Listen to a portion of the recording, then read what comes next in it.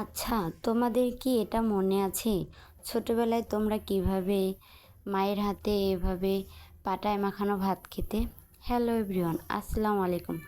অনেক দিন পরে আমি পাটায় মেখে ভাত খাচ্ছি, তো আমার কাছে অনেক ভালো লাগতেছে। তোমরা কে কে পাটায় মেখে ভাত খাওয়া পছন্দ করো কমেন্টে বলে যাবে।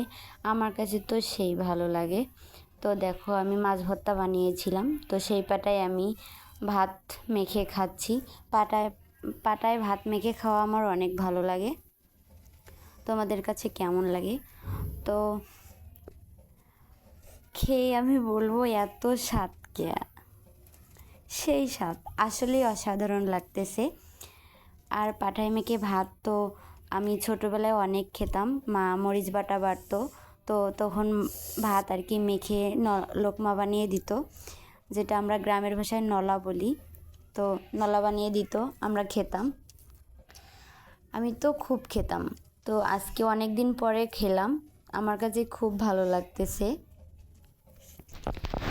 আর হচ্ছে পাটায় মাখানো ভাত কিন্তু গ্রাম বাংলার এটা হচ্ছে একটা ঐতিহ্য।